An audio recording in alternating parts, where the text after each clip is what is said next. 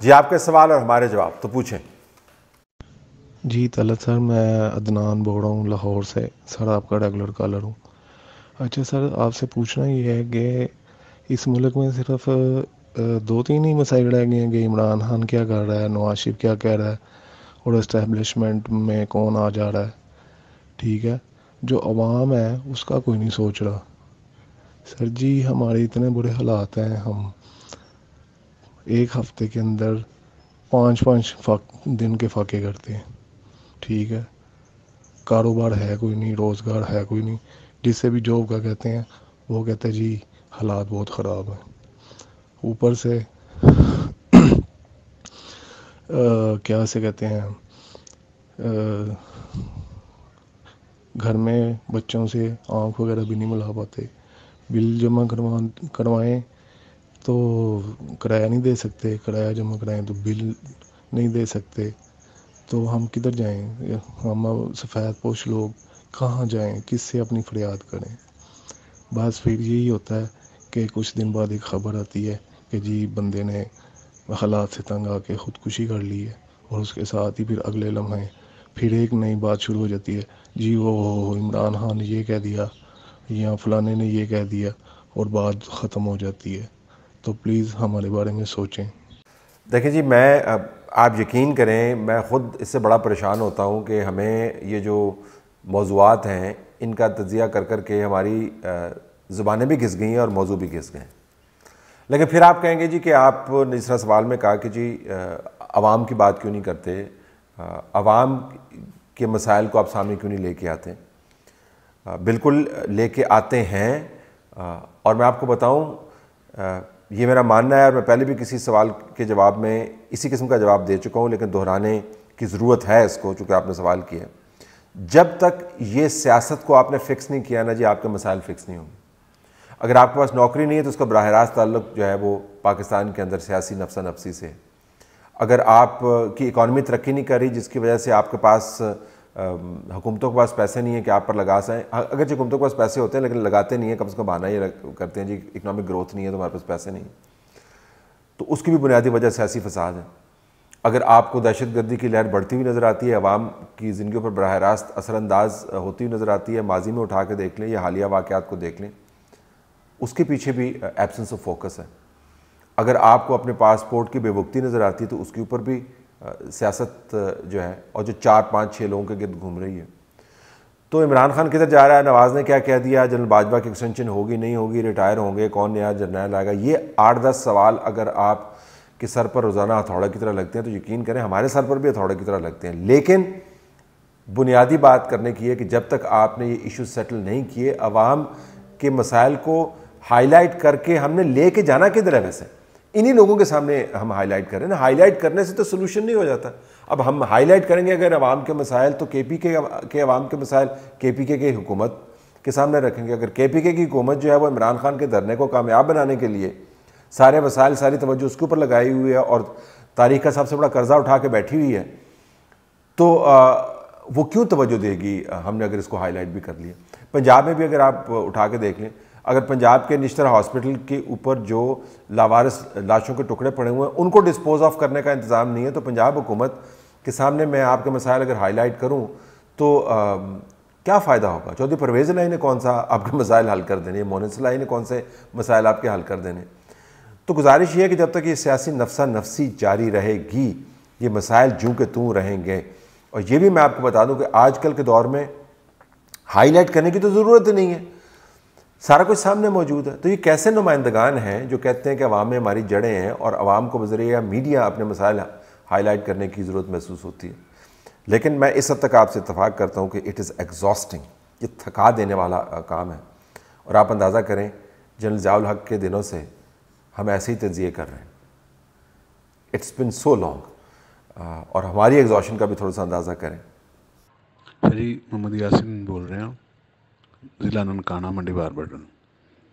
اج میری بیٹیاں سکول گئیاں، انہوں 10 بجے چھٹی ہو گئی. انہوں پوچھا کی معاملہ بنیا، انہوں نے کہا جی عمران خان دا جلسہ ننکانے تے ساریاں ٹیچراں نوں جڑا نا جی آرڈر ہے کہ لازمی پہنچو.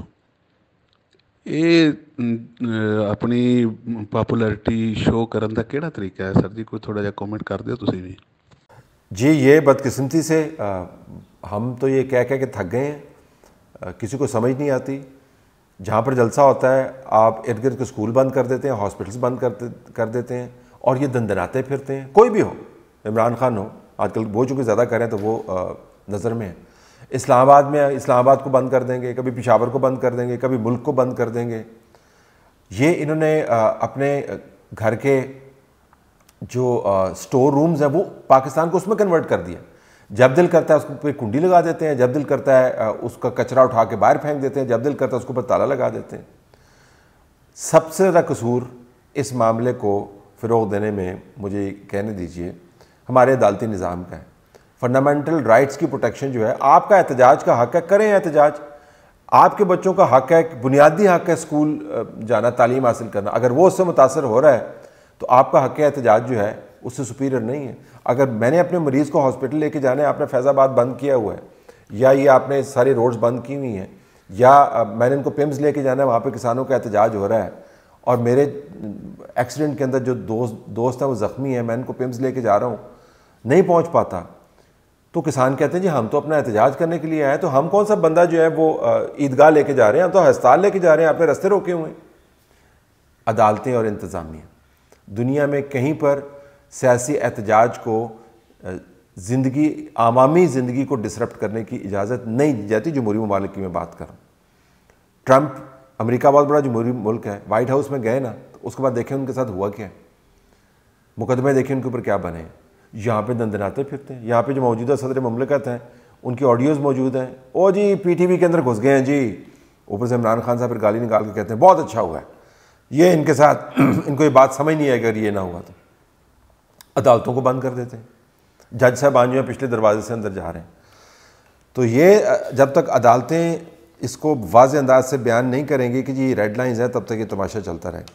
اللہ صاحب کافی دیر کے بعد آپ سے مخاطب ہوں.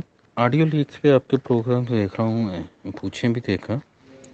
ایک چیز جو کسی نے ڈسکس نہیں کی ہے, شاید ڈسکس کی ہے اور میں نے سنی ہے, پڑھی نہیں ہے, کہ آڈیو لیکس میں نواز شریف کی, شہباز شریف صاحب کی بھی ہوئی ہیں, عمران خان صاحب کی بھی ہوئی ہیں. شہباز شریف اپنے وزراء سے مخاطب ہے, عمران خان اپنے وزراء سے مخاطب ہے, اور یہ ساری ہوئی ہیں پرائم منسٹر ہاؤس کے اندر. تو پرائم منسٹر ہاؤس میں تو فوج کے سربراہ کے ساتھ بھی میٹنگز ہوتی تھیں, انٹیلیجنس کے سربراہوں سے بھی میٹنگ ہوتی تھی.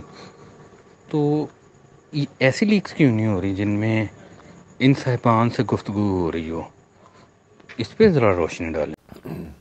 سوال آپ نے اچھا کیا. ہو سکتا ہے یہ لیکس بھی کبھی سامنے آ جائیں, یو نیور نو. اب لیکس کرنے والے جو ہیں اگر تو وہ اندرونی قوتیں ہیں تو ظاہر ہے وہ ایک خاص زاویے سے لیکس کر رہی ہوں. اگر کوئی اور گروپ ہے تو وہ کوئی جمہوری گروپ تو ہے نہیں کہ وہ کہے جی اچھا ٹھیک ہے 2 لیکس اس کی آ گئیں, 3 لیکس اس کی آنی چاہیے. ایسے تو کام نہیں ہوتا نا. بنیادی بات جو سوچنے کی ہے وہ یہ کہ جو لیکس ہوئی ہیں وہ اوتھینٹک ہیں یا نہیں ہیں. اگر آپ مجھ سے پوچھیں کہ کوسچن آف انٹرسٹ جس کو کہتے ہیں, وہ یہ ہے کہ جو لیکس ہوئی ہیں وہ اوتھینٹک ہیں یا نہیں ہیں. باقی کون کیوں لیکس نہیں کر رہا, کون کیوں لیکس کر رہا ہے, یہ سوال اچھا ہے, لیکن اس کا جواب میرے پاس نہیں ہے. مجھے کیا پتا وہ کیوں لیکس نہیں کر رہے ہیں. میرے لیے تو زیادہ اہم چیز یہ ہے جاننا گیا جو لیکس ہوئی ہیں بھائی جی وہ ٹھیک ہیں یا نہیں ہیں. اس کے بارے میں جو معلومات ہیں وہ یہ ہیں کہ وہ ٹھیک ہیں جو لیک سامنے آئیں گے.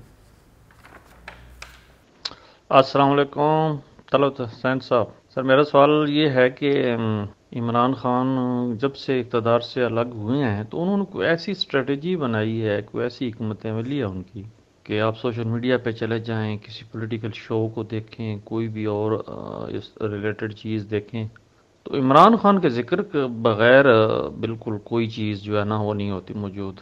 تو اس لحاظ سے تو میں سمجھتا ہوں کہ بہت ہی وہ ماہر لیڈر کے طور پہ سامنے آئے ہیں کہ تمام چیزیں, تمام تبصرے غلط انداز میں, صحیح انداز میں, تو اس کی ذات کے گرد ہی گھومتے ہیں, عمران صاحب کی ذات کے ارد گرد. تو بس اس پہ تھوڑا تبصرہ کریں کہ یہ کیا جادو ہے اس کے پاس. جی بالکل, بڑے کامیاب ہیں. تباہی بھی ایک کامیابی ہوتی ہے نا، کیونکہ چیزوں کو آپ تبدیل کر دیتے ہیں.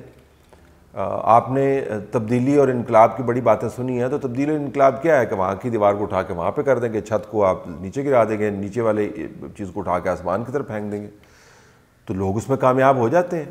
تو جس نے اٹامک بام پھینکا تھا وہ بھی کامیاب ہی ہوا تھا نا جی، جس نے اٹامک بام بنایا تھا وہ بھی کامیاب ہی ہوا تھا.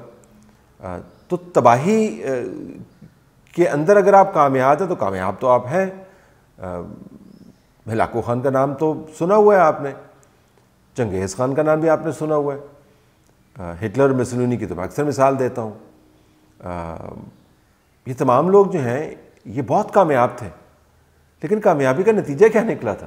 اگر کامیابی تباہی پر منتج ہوتی ہے تو پھر آپ تو کامیاب ہو گئے، لیکن تاریخ میں آپ کا نام جو ہے بس ایسے ہی لکھا جائے گا جیسے کہ ماضی میں لکھا جاتا ہے ایسے لوگوں کا.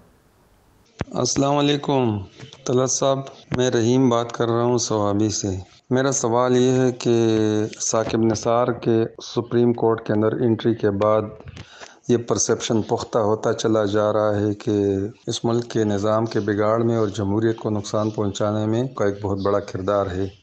تو کیا اگر یہ پرسیپشن پھیلتا جا رہا ہے اور بڑھتا جا رہا ہے تو جو سب جانتے ہیں، جس پہ انگلیاں اٹھاتی جا رہی ہیں ثاقب نثار کے دور سے لے کے اب تک، کیا ان کو کوئی احساس نہیں ہے؟ کیا ان کو کوئی فیڈ بیک نہیں ملتا؟ کیا وہ اپنی تصحیح اور اپنے آپ کو ٹھیک نہیں کر سکتے؟ کیونکہ ایک دفعہ اگر آپ کی عدالتیں ڈیپینڈنٹ ہو گئی اور اس نے میرٹ پہ کام شروع کیا تو میرے خیال میں پاکستان کے 80% مسائل حل ہو جائیں گے. بہت شکریہ، اللہ حافظ. دیکھیے، سارے نظام کو تو ہم ایسے نہیں کہہ سکتے. عدالتیں جو ہیں بہت اچھے فیصلے بھی انہوں نے کیے ہیں، کرتی ہیں، اس کے اوپر اعتماد ہمیں رکھنا چاہیے، شخصیات کے اوپر یقین فوکس کرنا چاہیے. ثاقب نثار ایک کیس اسٹڈی ہے. ان کے ساتھ عظمت سعید کو بھی آپ ملائیں، کھوسہ صاحب کو بھی ملائیں. What not to do as ججز and as senior members of the judiciary, what not to do as a chief justice. اگر آپ ان سے سیکھ لیں، ان کی مثالوں سے، اور جو ان کے اقدامات نے اس نظام کے ساتھ کیا ہے، تو نظام بہتر ہو جائے گا. اگر آپ انفرادی طور پر انہی کے نقش قدم پر چلتے رہیں گے تو پھر ایسے سوال آتے رہیں گے. طلعت صاحب جی، سعید بات کر رہا ہوں قطر سے. میرا آپ سے یہ سوال ہے کہ پچھلے 4-5 سال سے ہم یہی سن رہے تھے کہ الیکشن کمیشن کا فارن فنڈنگ کا اس کا فیصلہ آنے والا ہے، فارن فنڈنگ کیس کا فیصلہ آنے والا ہے. خدا کر کے وہ فیصلہ آ بھی گیا، اور اس سے پہلے ہم بہت تجزیے سنتے رہے کہ بس یہ ان کے کفن میں آخری کیل ثابت ہوگا پی ٹی آئی کے، اور اس کے بعد پی ٹی آئی ختم ہو جائے گی اور وہ نااہل ہو جائیں گے، پی ٹی آئی بین ہو جائے گی. مگر یہ تو فارن فنڈنگ کا فیصلہ آیا ہوا ہے، اور واقعی شیخ رشید والی بات کہ کودا پہاڑ اور نکلا چوہا، کچھ نہیں ہوا. وہ فارن فنڈنگ کا اتنا بڑا ایک معاملہ بنایا ہوا تھا، اس کا کیا رزلٹ نکلا؟ اس پر آپ کا تجزیہ درکار ہے. جی بالکل، آپ نے صحیح کہا. ویسے اگر نواز شریف کے بارے میں یہ کیس ہوتا نا تو 10 مرتبہ فیصلے آ چکے ہوتے. آصف علی زرداری کے بارے میں ہوتا 10 مرتبہ فیصلے آ چکے ہوتے. عوامی نیشنل پارٹی کے لیڈر کے بارے میں ہوتا 10 مرتبہ فیصلے آ چکے ہوتے. پختونخوا ملی عوامی پارٹی کے بارے میں ہوتا 10 فیصلے آ چکے ہوتے. اختر مینگل کے بارے میں ہوتا تو 10 اس قسم کے فیصلے 10 مرتبہ آ چکے ہوتے. عمران خان کے بارے میں تو فیصلہ نہیں آئے گا. اچھا، شیخ رشید تو خیر چھوڑیں ان کو. کھودا پہاڑ نکلا چوہا، کھودا پہاڑ اور بھاگا چوہا. اب چوہا اگر نکل کے بھاگ رہا ہے تو پھر اس کو پکڑنا تو ہے نا، کیونکہ آپ نے پہاڑ تو کھود دیا ہے.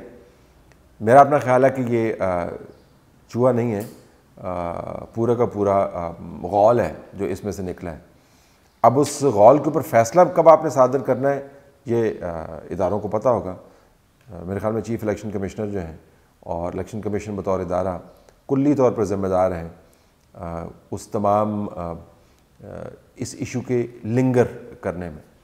اگر آپ اس کو لنگر کرواتے رہیں گے تو یہ فساد جاری رہے گا. اگر آپ نے فائل کلوز نہیں کی تو معاملات ایسے ہی چلتے رہیں گے. لیکن جس طرح میں نے کہا کہ کھودا پہاڑ نکلا چوہا نہیں، کھودا پہاڑ بھاگا چوہا ہے، اور صرف ایک چوہا نہیں ہے، کافی سارے ہیں.